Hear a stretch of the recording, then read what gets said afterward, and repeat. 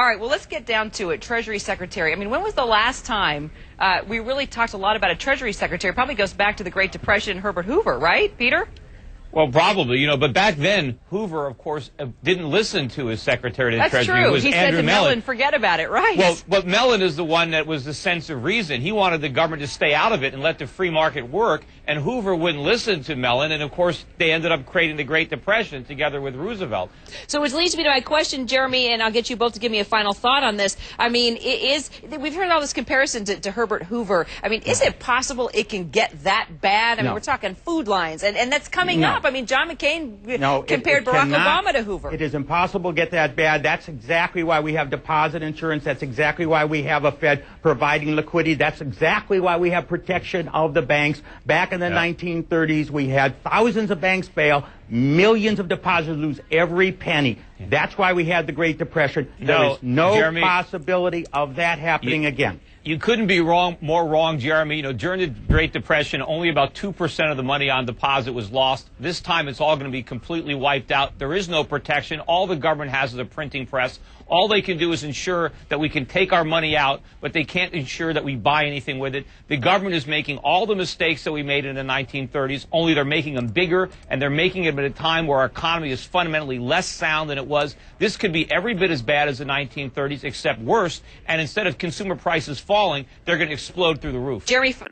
Peter, it seems like they're just looking at the Hoover-Roosevelt playbook and doing exactly what they did to lengthen and deepen the Great Depression. Of course, and they don't even realize that that's what they're doing. They got this guy in there, Ben Bernanke, who fancies himself a depression expert. He doesn't understand the first thing about the depression. And he doesn't know why we had it. He does, and he thinks the solution is just more government, that we need lower interest rates and more inflation, that if the central bank would have just printed enough money in the 1930s that we wouldn't have had a depression. And that's not true. The reason that we had that depression is, number one, the Fed inflated the stock market bubble in the 1920s, just like it inflated the stock market and housing bubble this time around. And instead of allowing the free market to work and restore balance to the economy, purge all the excesses, Hoover and then Roosevelt came up with one program after another meant to alleviate the pain, meant to make things better. And it was all the government interference that lengthened that recession and created the Great Depression. They're going to do the same thing again, only this time we're coming at it. We're not on a gold standard. We're no longer a manufacturing economy with a high savings rate.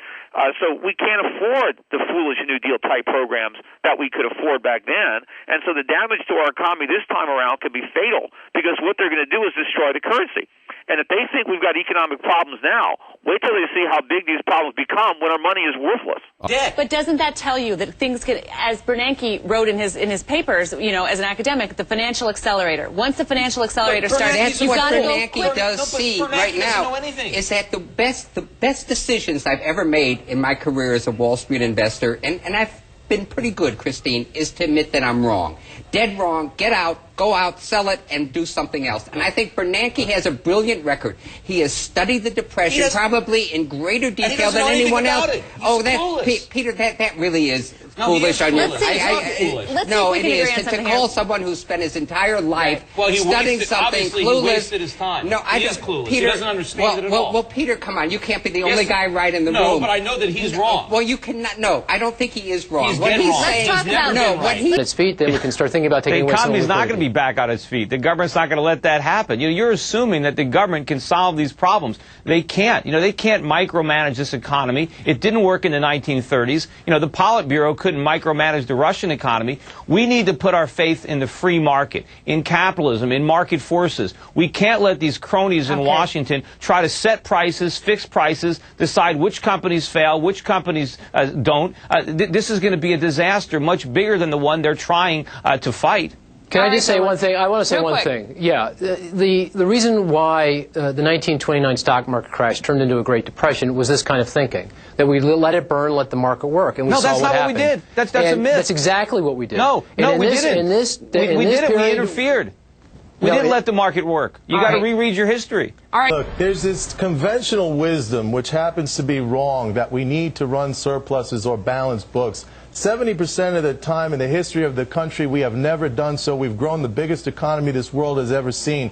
In the 1930s, we applied these principles, and it wasn't only the United States, it was the world. We had a global depression. And by the way, many countries pulled out of their depressions far earlier than the United States did. It was really wartime spending that got us out because we kind of held back. We took this course of fiscal conservatism. You ought to read Murray Rothbard's book on the Great Depression to really understand. You constantly rewrite history.